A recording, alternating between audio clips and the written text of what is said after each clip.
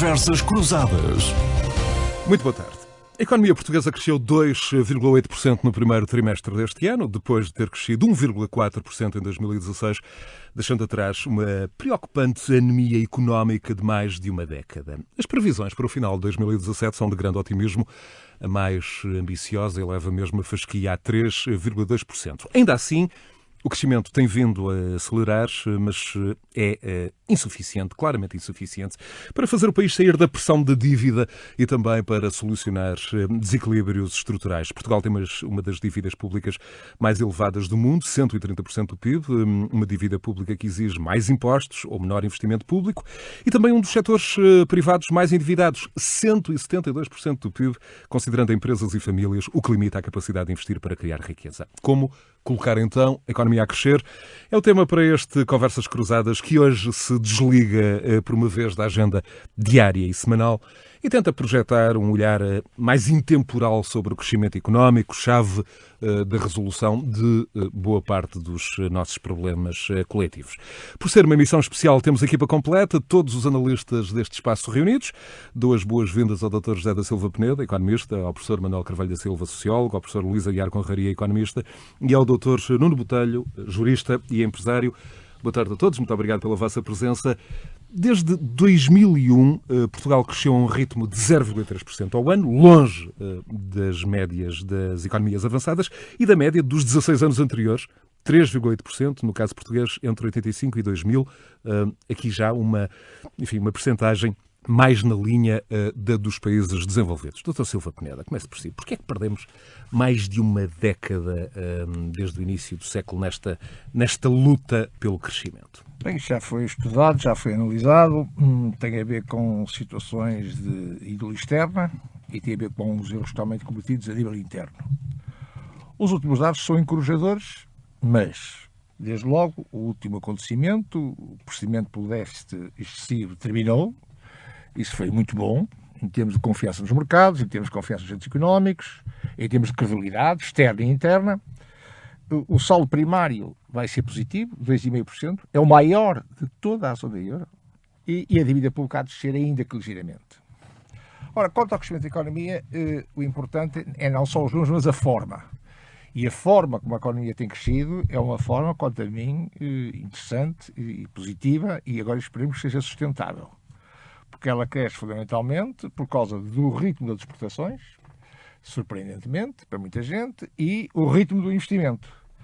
Bem, sei que quando se compara o primeiro trimestre de 2017 com 2016, a base é muito fraquinha. O primeiro trimestre foi mau.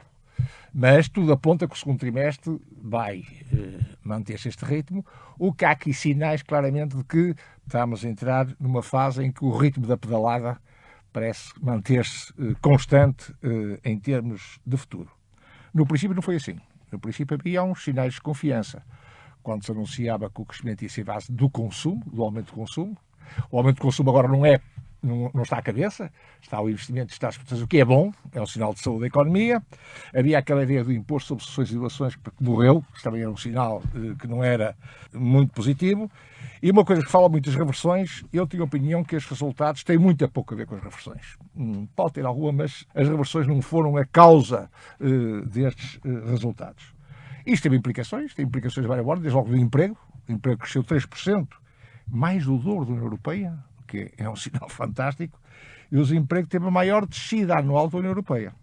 O setor privado da economia tem sido, de facto, o elemento motor, porque o investimento privado cresceu acima de 9% no primeiro trimestre e o setor privado reduziu o endividamento em 40%, se falou um bocado da dívida.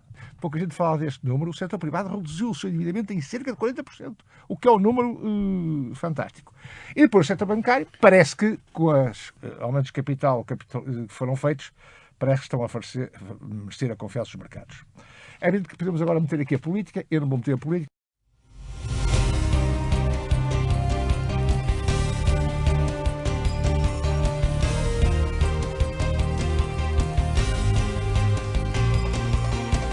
Conversas Cruzadas.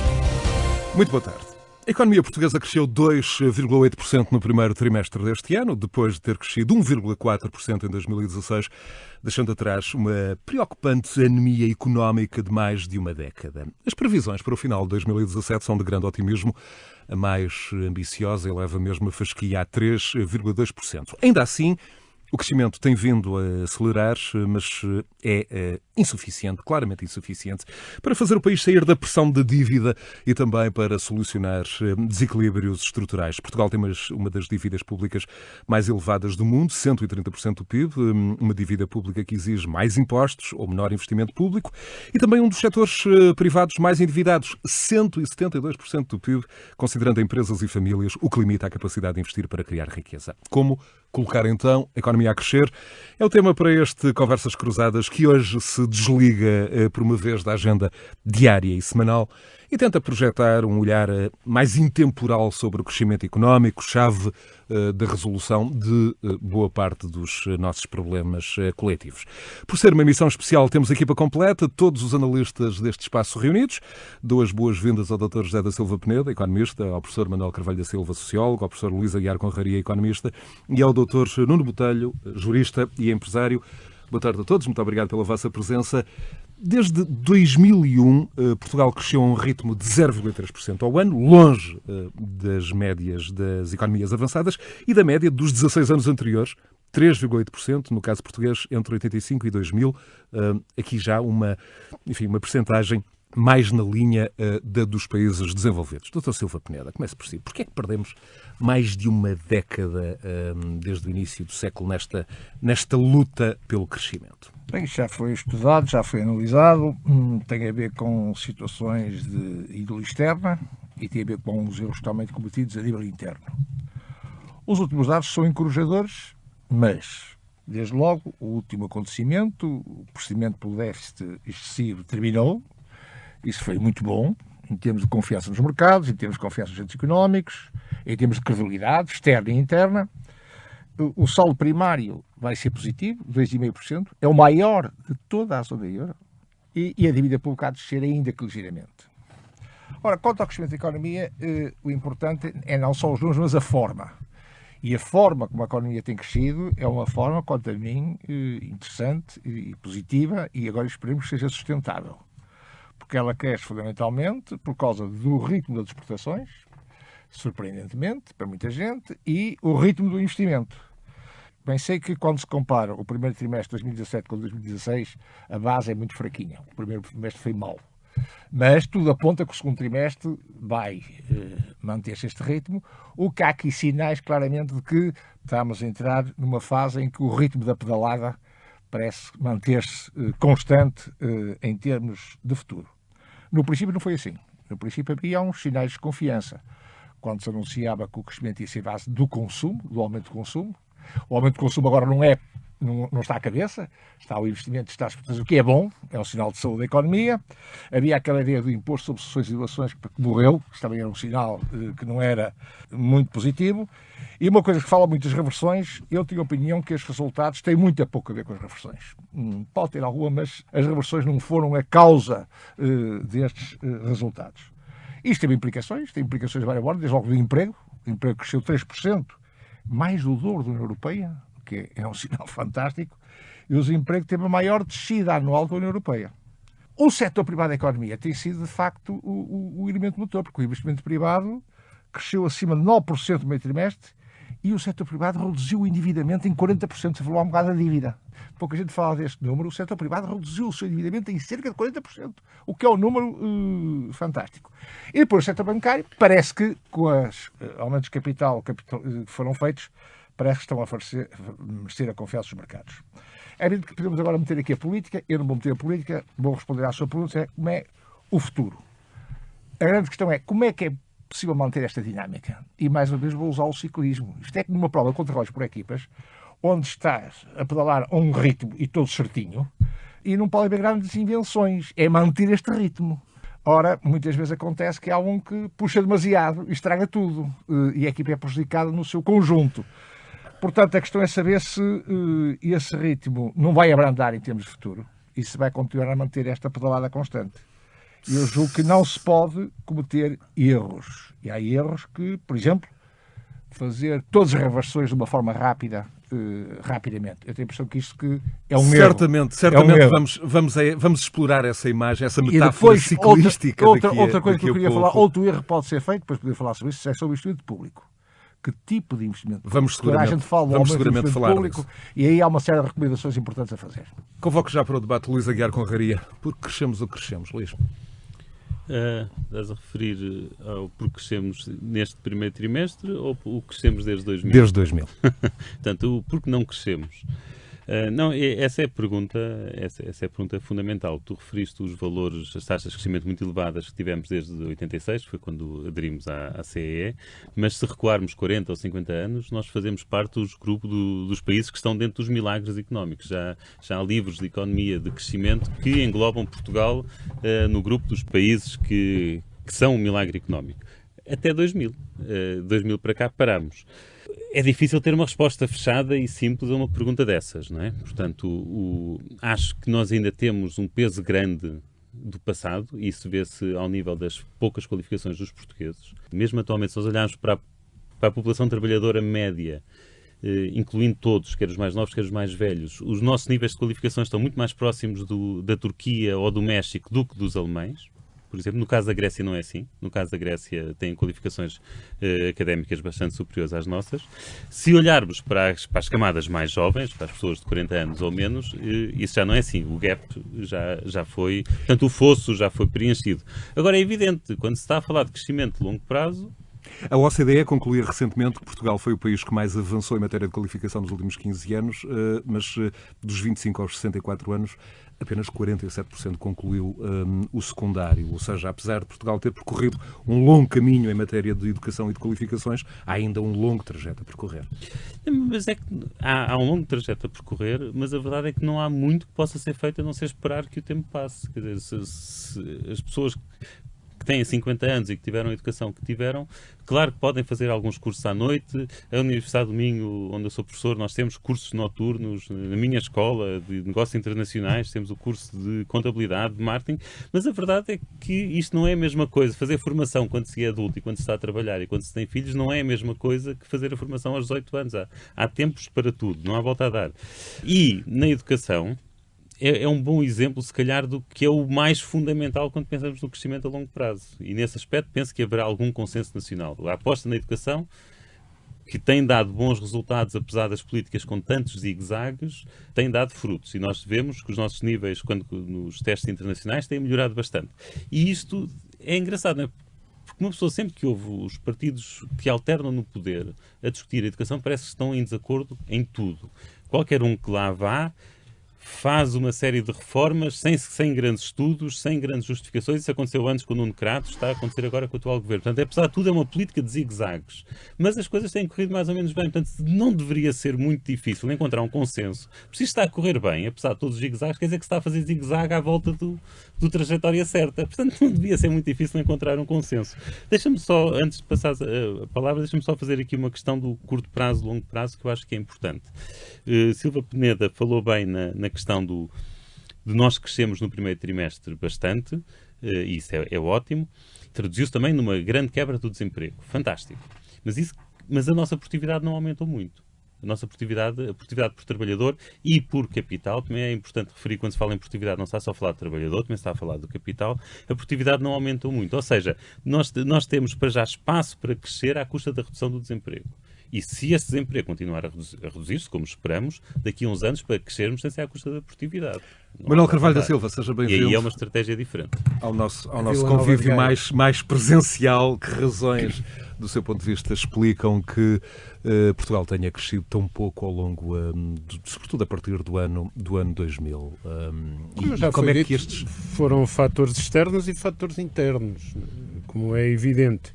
Eu acho que podemos chegar a... O senhor, de resto, tem uma visão privilegiada das últimas décadas. Podemos chegar a analisar isso, mas eu penso que vale mais a pena olhar para o presente e para o futuro. E que nos devemos centrar nisso. Eu começo desde logo por dizer que é significativo o crescimento económico que se conseguiu, é significativo o crescimento do emprego registado, Mas colocam-se desde logo duas questões. A primeira, como está a evoluir a distribuição da riqueza e que tipo de emprego estamos a criar. Porque isso é determinante. Costuma dizer-se muito, insistir-se na ideia, é preciso atrair investimento. Pois, é preciso atrair investimento, mas é preciso atrair outra coisa. É preciso atrair as pessoas. E Portugal teve uma perda brutal com a saída de milhares e milhares, dezenas e dezenas de milhares de portugueses nos últimos anos. Emigraram, e em particular muitos deles qualificados. Por exemplo, se não saíssem, a nossa situação do ponto de vista relativo quanto a formações era melhor do que aquela que é objetivamente. Mas não só isso, a saída de 4 ou 5 centenas de milhares de pessoas num período de tempo reduzido provoca uma ruptura na relação, na ligação entre gerações que tem efeitos múltiplos.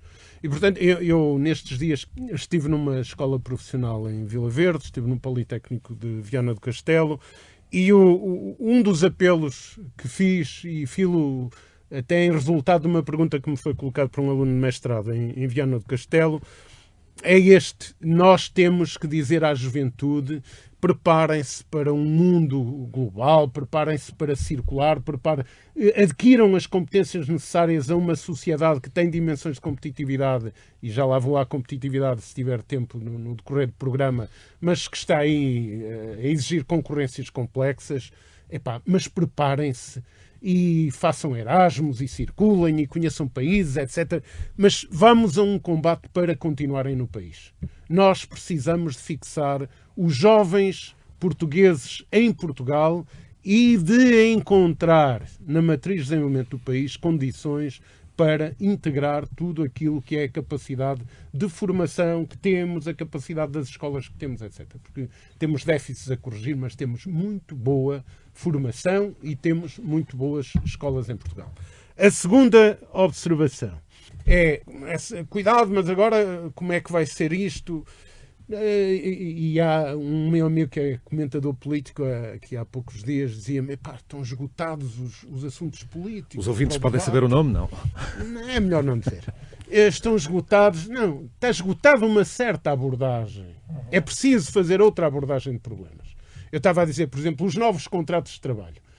Posso aqui anunciar-vos que dentro de dias disponibilizaremos, a partir do SES, do Centro de Estudos Sociais da Universidade de Coimbra e do Observatório sobre Crises e Alternativas, um estudo muito interessante sobre as características dos novos contratos de trabalho.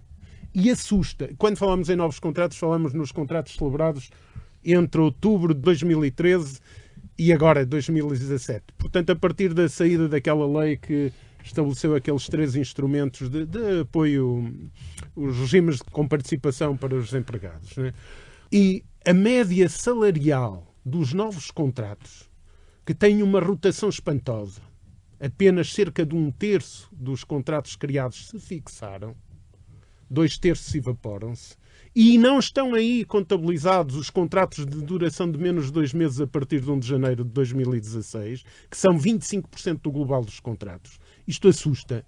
E, portanto, há uma rotação brutal, o que quer dizer que há muita precariedade, e o nível salarial médio está, eu não digo o número exato só mas digo está em cima dos 600 euros. Porque pesa positivamente a parcela dos contratos permanentes, que são apenas 17% do global. E esses atingem os 810 euros. Mas o valor está em queda, isto não atrai os jovens. Manuel Carvalho da Silva, e se juntarmos a isto o problema dos estágios, o problema da investigação, né, dos bolseiros, etc., nós temos um retrato preocupante. É de admitir que daquilo que provoca esta realidade tenha a ver com o facto de ser uma fase inicial da retoma económica. É de admitir isso, mas isso é apenas uma parte. E, portanto, nós não podemos deixar que se consolide esta matriz, porque ela esgota as possibilidades de um modelo de desenvolvimento com futuro. Eu tinha planeado a perguntar a Nuno Botelho o que é que os empresários e os comerciantes portugueses não cresceram mais nos últimos tempos, mas, enfim, as questões já colocadas por Manuel Carvalho da Silva, por Silva Peneda e por Luís Aguiar Conraria, colocam-no quase numa posição de fazer a primeira análise ao nosso diálogo, Nuno. É muito interessante este tema, é muito interessante e daria, de facto, para vários programas esta temática, porque estamos aqui a falar de algo absolutamente estrutural para o país. Efetivamente, nós temos de ter noção que nós vivemos um período muito difícil, entre 2011 e 2013, 14, muito complicado no país. Portanto, era quase impossível, em primeiro lugar, nós impedirmos que houvesse uma sangria de jovens quadros formados e bem formados pelas nossas universidades. Era muito trabalhadores difícil. Com formação profissional. Não foram só... Mas também, exatamente. Não é estamos a falar... Os licenciados, não, eu sei que não. E para mais na sua área sabe bem disso. Eu sei disso. Mas eu diria que era quase inevitável essa sangria. Eu não estou a dizer que é aceitável e que a defendo e que fico contente com ela. Não. Todos nós, obviamente, temos que nos contristar com essa questão. Agora, era mais ou menos inevitável que isso acontecesse. O que eu acho que nós estamos é no dobrar da esquina perante estes números, e respondendo também à pergunta, digamos assim, mais genérica deste debate, nós estamos neste momento no virar da esquina de começar exatamente a suster, digamos assim, esta sangria, volto a dizer, de jovens que abandonaram o país e muitos outros que eu sei e que sinto, ainda há dias falávamos sobre isso aqui no programa, que estão a regressar e que estão a equacionar o regresso, estão a pensar regressar. Porquê? Porque, de facto, e eu estou à vontade para dizer isto, porque não sou, como sabem, um fã deste governo, mas tenho que reconhecer, e não me custa fazê-lo, a bem da verdade, que, de facto, as coisas estão a correr bem, tudo tem corrido bem e, desse ponto de vista, há novos investimentos, há novas empresas a surgir, há capital estrangeiro a procurar Portugal. Mas estão a correr bem, sobretudo por a ação deste governo? Não, eu acho que não necessariamente. Se tivermos em conta os preços do barril de petróleo, se tivermos em conta os juros da dívida, basta isso para perceber que Portugal tem tudo para, neste momento, correr bem. Basta só estes fatores externos. Mas voltando aqui a um ponto que me parece absolutamente crucial, eu acho que sim, e ninguém me ouvirá dizer o contrário. Eu concordo aqui com o Manuel Carvalho da Silva quando refere que nós temos que olhar bem para isto e ter noção de que não poderemos entrar, e não entramos, e eu não defendo isso, num chamado capitalismo selvagem, em que os jovens licenciados acabam a trabalhar por salário mínimo ou perto disso. E, portanto, isso é absolutamente lamentável. Eu não concordo com isso. Não é essa a economia que nós temos que criar. Não é essa a economia que eu sinto que está neste momento a ressurgir, porque o que eu vejo é investimento qualificado, o que eu vejo é empresas qualificadas a procurarem quadros qualificados, a procurarem pessoas, de facto, com formação. Formação essa que o nosso país tem capacidade de criar e que permitirá, de facto, criar uma geração, como dizia o Luís, há pouco, o Luís Conraria, uma geração que seja capaz de agarrar o futuro, que seja capaz de trabalhar e de criar riqueza e também ela reproduzir. Isto indo à questão, em concreto, aflorada pelo Manuel Carvalho da Silva. Porque, de facto, os números da queda do desemprego, o investimento estrangeiro, as exportações que estão a surgir, nomeadamente, e nunca deve ser esquecido este ponto, exportações fundamentalmente na área dos serviços, em que o turismo é, de facto, neste momento, a nossa grande bandeira. Nós temos que olhar para isto como bons sinais, temos que olhar para isto como fatores positivos e ter esperança que, de facto... Mas se eu perguntar ao empresário Nuno Botelho porquê é que não cresceu mais nos últimos anos? Não cresceu, seguramente, porque, por exemplo, falando de investimento estratégia público... ou porque seguramente Porque falando de investimento público, houve erros crassos que foram tomados. Nós temos 3 autoestradas Porto-Lisboa. Quer dizer, basta pensar no que é isso para perceber. Depois podemos analisar o que é o setor do Estado, o peso e sobrepeso do setor do Estado. Se analisarmos que, para fazer os tais investimentos que eu falei, tivemos que recorrer à dívida. A dívida é essa que começou a pesar demais. Juros da dívida. Ou seja, o Estado português tem cada vez menos espaço de manobra para gerir o seu orçamento, como todos nós sabemos. Enquanto, e desse ponto de vista o Dr. Silva Peneda aqui presente também referiu, já várias vezes, enquanto a dívida pública se mantiver nos níveis que estão, nós temos muito pouca margem de manobra e temos muito pouco a fazer. Ou seja, apesar dos sucessivos governos, o país está a crescer. E, portanto, desse ponto de vista, eu acho que as empresas, os empresários, os trabalhadores, toda digamos assim, a população ativa está a fazer um grande trabalho, apesar das políticas que temos tido. Vamos já regressar a Portugal. Depois sobre outros fatores. Eu ia propor ao Dr. Silva Peneda uma visão quase de satélite. É verdade que Portugal não está sozinho no problema. As economias do mundo avançado cresceram muito pouco nos últimos anos.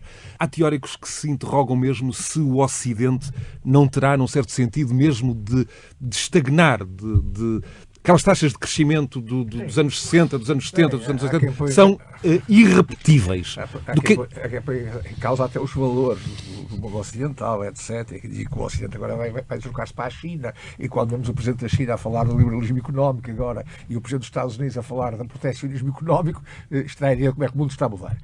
Mas, voltando ao passado e ao presente disso localizado em Portugal, é bom que a gente reflita um pouco o que aconteceu. A primeira década do euro, quando nós estivemos no euro, correram as coisas muito bem.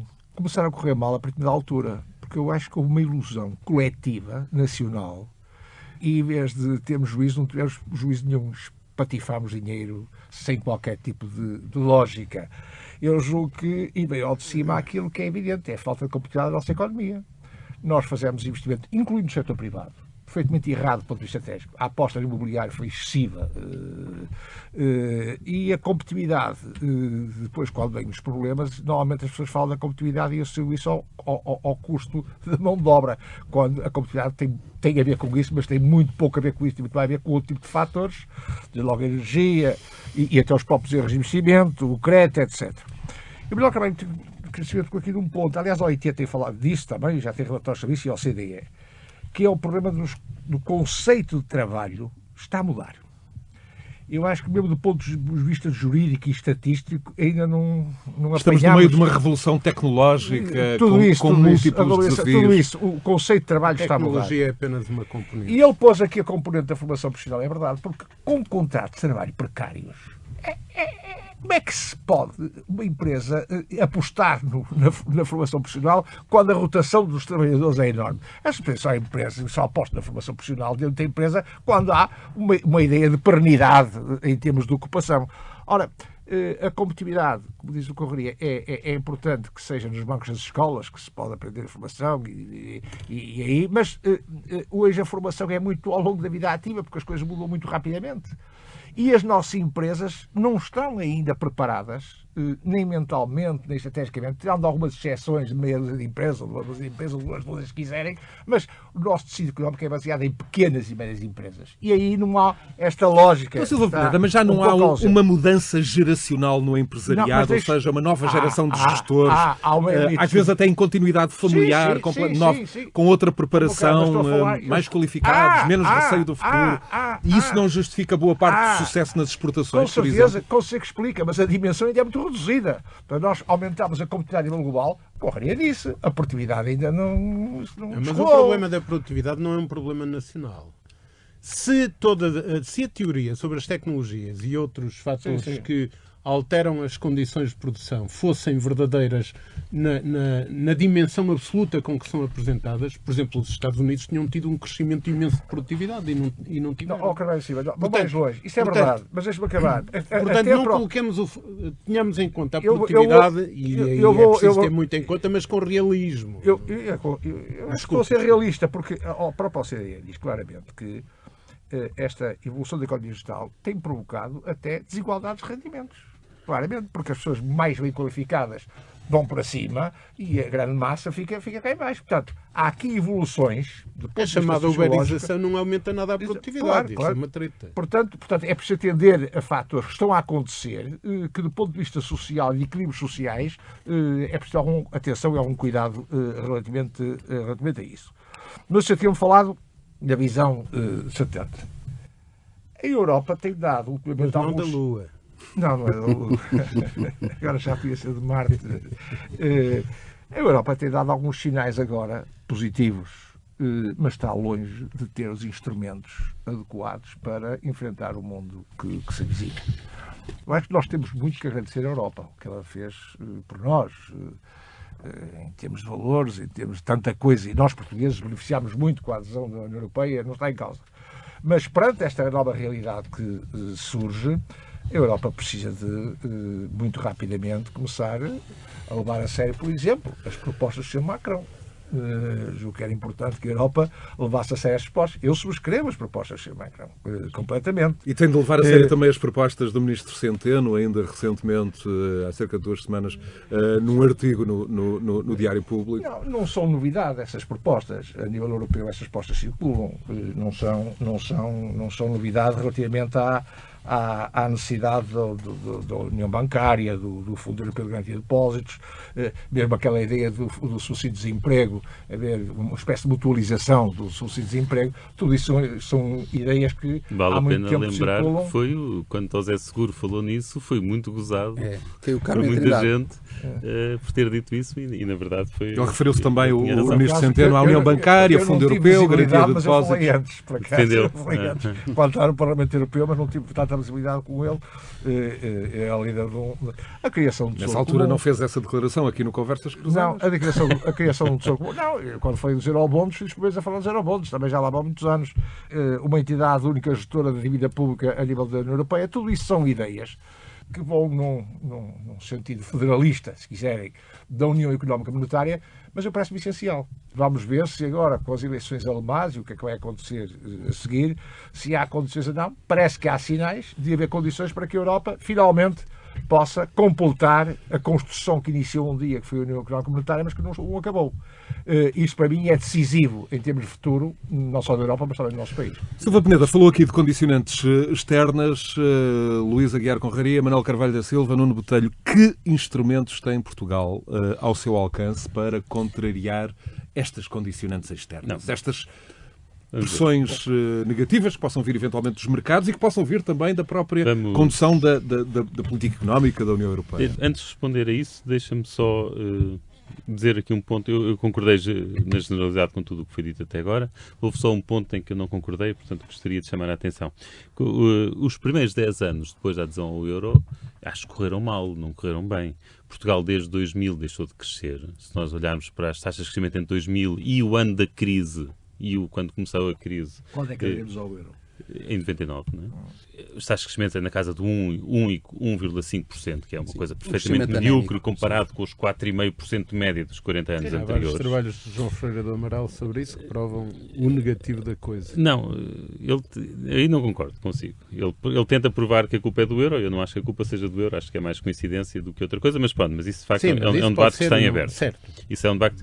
E a taxa de desemprego... Eu quando referi do euro em termos gerais. Não estou a falar do nosso país, estou a falar do euro. O euro, isso é um facto. Isso é um facto. Muito bem. Sim.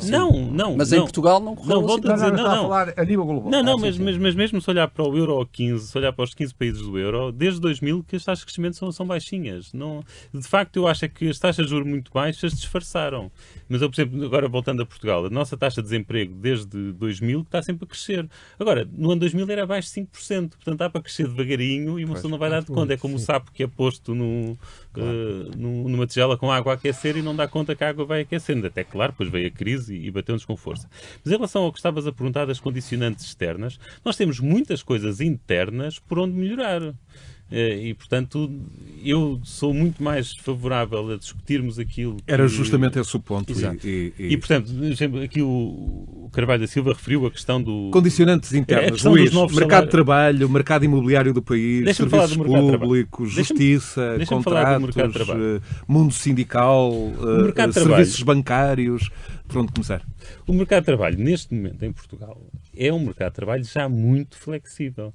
Se alguma coisa é demasiado flexível, pelo menos uma grande franja da população, que é aquela que vive de recibos verdes, aquela que vive de estágios temporários e muitas vezes subsidiados pelo governo. É esse mercado de trabalho que justificam os dados que Manuel Carvalho da Silva não tem esses estágios. O que eu falei, os estágios é o acrescento da desgraça. Sim, eu estou a falar em termos gerais. Tudo isto são situações em que nós temos um mercado de trabalho muito flexível, muito concorrencial, os trabalhadores a concorrerem uns contra os outros e, do outro lado, nas empresas, em muitos setores de atividade, são altamente protegidos. Isto é o pior dos mundos. É quando nós temos empresas com grande poder de mercado, como, por exemplo, a Altice, que depois, como não tem concorrência, pode pagar mal aos seus trabalhadores que eles não têm para onde se virar.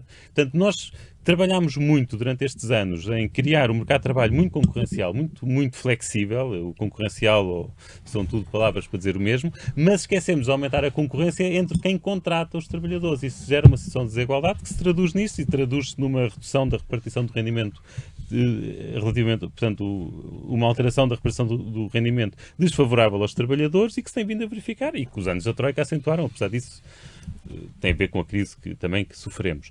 Portanto, temos aí por onde melhorar. Tornar... E o papel do Estado, Luís Aguiar Conraria? Um dos erros principais, um papel do Estado era não cometer erros como os comete.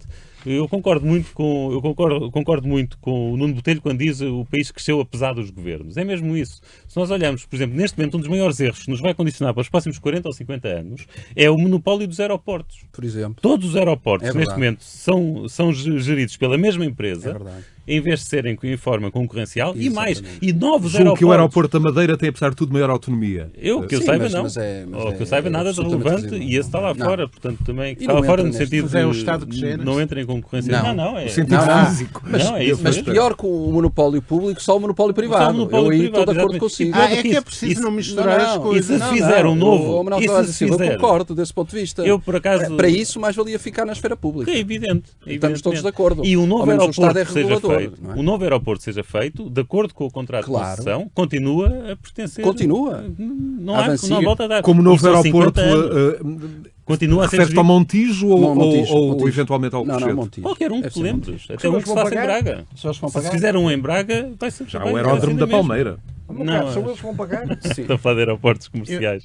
Mas sim, portanto, temos isso para melhorar, criar mais concorrência, e isso implica também criarmos reguladores com fortes, mais independência e mais eficazes. E fortes. Mais independentes, mais eficazes e mais fortes. E mais independentes. Isso, eu concordo também muito com o Silva Peneda, quando o Silva Peneda diz que isto, se fosse este governo ou outro, neste momento as taxas de crescimento seriam mais ou menos as mesmas. Eu concordo, quer dizer, se calhar em vez de ser 2,8 era 2,6 ou 2,9, quer dizer, no grande esquema das coisas não alteraria muito. Mas vejo com preocupação de longo prazo a forma como muitas vezes este governo interfere com a independência. Eu queria dizer qualquer coisa. Sim, eu vou-me calar. Eu também me vou calar agora, desculpa. Já falei demais. Eu julgo que antigamente havia uma metodologia, fui estado presidente na altura, e havia uma metodologia que eu julgo que devia ser retomada. O que se fez para trás, algumas coisas eram boas. Havia uma espécie de uma comissão interministerial em que todo o investimento público tinha que ir lá. Eu acho boa esta ideia proposta pelo Primeiro-Ministro de que investimentos públicos que durem mais do que uma legislatura devem ser votados em sede parlamentar. Acho que é um bom princípio. Agora, haver uma comissão interministerial que analise investimento público a investimento público, é para determinada dimensão. Num primeiro filtro, até pode haver sinergias entre uns e outros, parece-me algo de essencial, porque de vez em quando aparecem umas ideias assim de supetão de investimentos públicos e rapidamente, sem se perceber porquê, já estão a andar, sabe-se lá porquê. Não tem sido o caso, por exemplo, nos aeroportos, pelo contrário, a solução do Montijo é a mais económica, a mais baratinha, passa a expressão. E houve um amplo debate, ampla discussão. A Associação Comercial do Porto elaborou um estudo em 2007 que defendia o Portela mais um, sendo que o mais um era de facto o Montijo.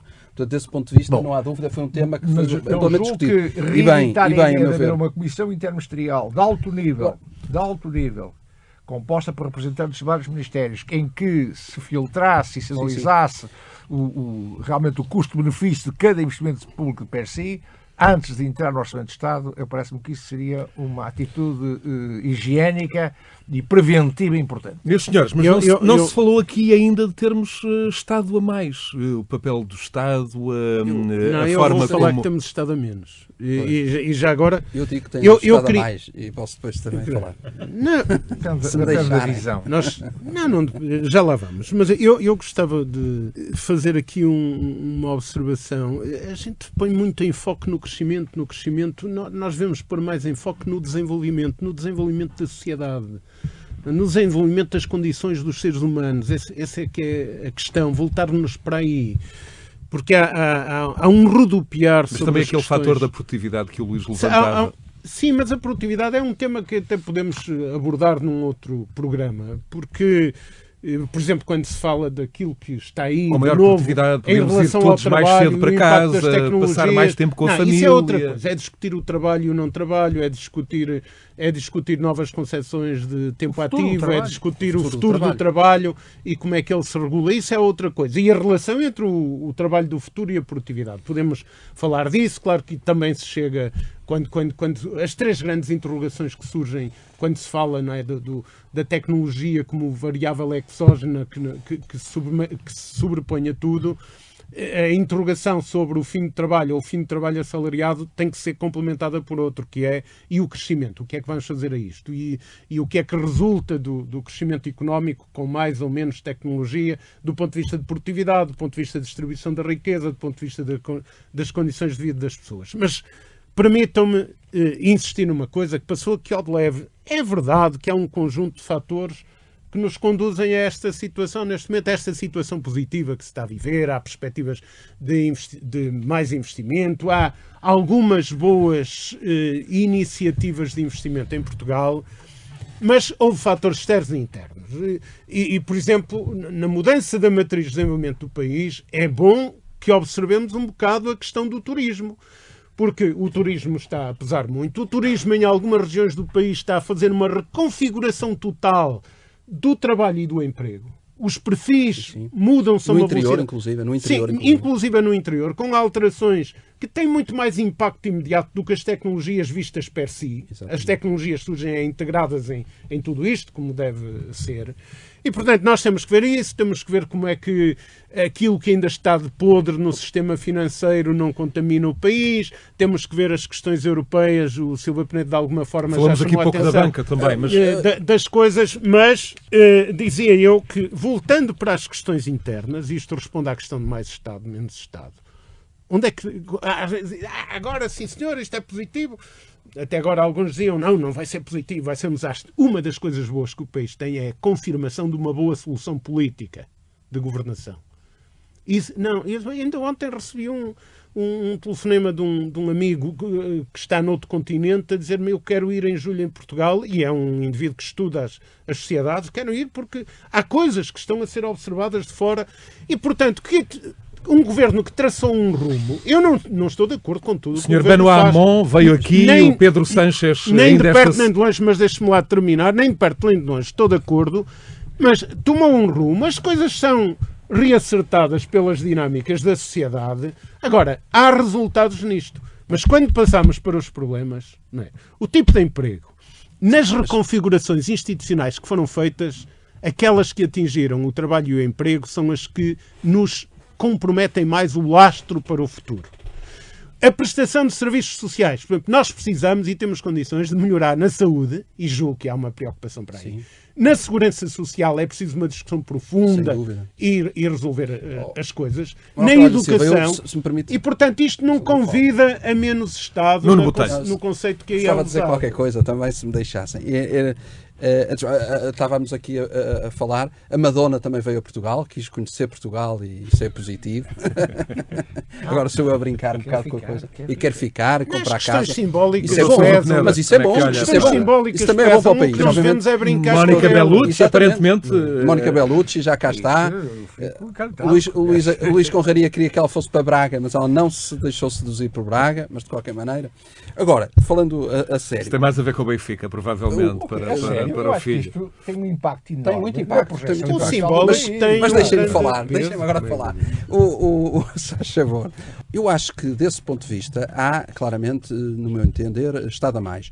A solução governativa tem corrido bem. Tem corrido bem, respondendo também à sua pergunta, porque, de facto, nós temos, como Primeiro-Ministro, um grande estratega, como eu tenho dito aqui, e que tem feito, de facto, um trabalho exímio na gestão daqueles... Com certeza, muitas coisas têm sido bem feitas. E muitas coisas, não me custa admitir que muitas coisas têm sido bem feitas. Não concordando eu com tudo, muitas coisas têm sido bem feitas. Agora, se nós pensarmos no que é Portugal hoje em dia em termos de custos energéticos, o que é Portugal em termos de burocracia, o que é Portugal em termos de instabilidade fiscal, por exemplo, e já nem falo do IRC e da reforma do IRC adiada. Não discuto se bem, se mal, adiada. Portugal, desse ponto de vista, tem muito ainda que trabalho pela frente, porque, de facto, são custos e ameaças, de facto, que nos fazem marcar passo. Porque qualquer investidor estrangeiro que vem a Portugal, e a primeira pergunta que faz é qual a situação fiscal? Ora bem, do ponto de vista fiscal, como é? Ora bem, nós tínhamos uma reforma da IRC, que, entretanto, foi suspensa, foi revertida. Fator de justiça, celeridade de justiça, por exemplo. É absolutamente crucial e esse fator, por exemplo, mereceria da parte dos nossos governantes, e não estou a falar dos atuais, estou a falar de todos os partidos, um pacto de justiça. Mereceria da parte de todos, de facto, olharem para isto de outra forma. E já nem falo de questão laboral. Como disse o Luís Aguiar Corraria, a questão laboral neste momento está relativamente bem resolvida.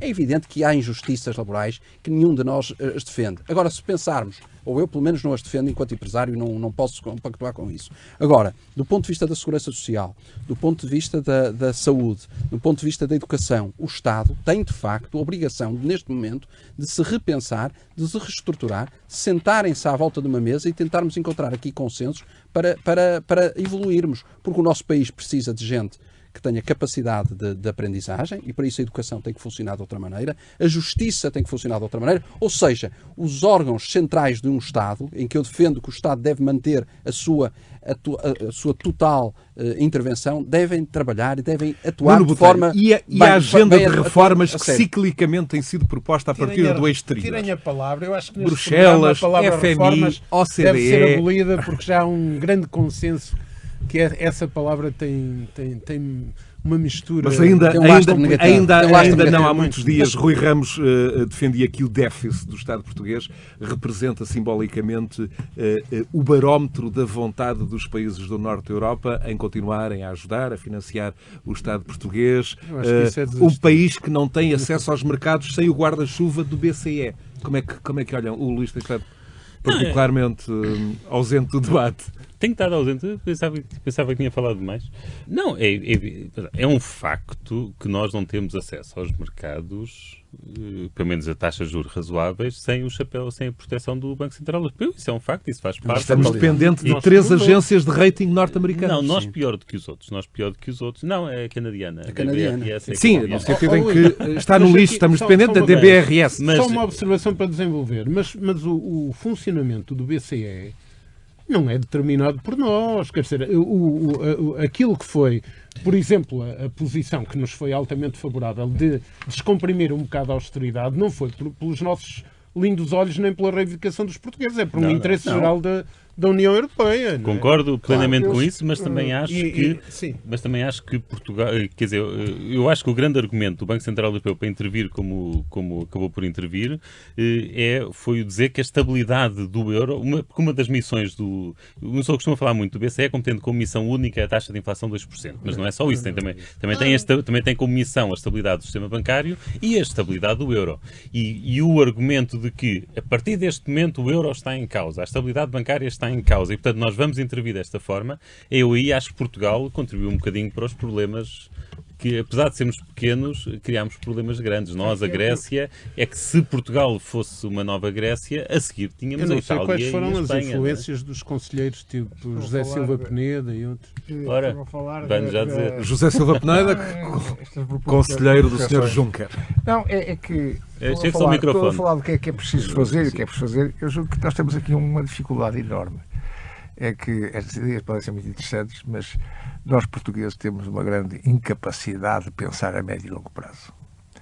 Então, a nível político é um desastre. É tudo para o dia e para amanhã e, portanto, quando se está a tratar destes problemas como a dívida... Calculo que com esta observação atinja também o atual governo. Atinge. Não, isto é um problema estrutural. O problema de pensar o país a médio prazo, tirando aquela fase dos descobrimentos onde uma estratégia clara, enfim, e científica e preparada, nos últimos séculos Portugal não tem uma estratégia definida.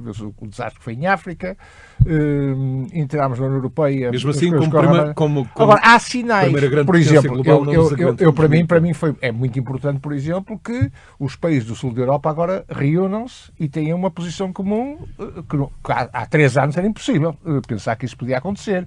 Portanto, há aqui umas aproximações. Há 3 anos tínhamos um primeiro-ministro que renegava isso. Exatamente. Bom, é verdade.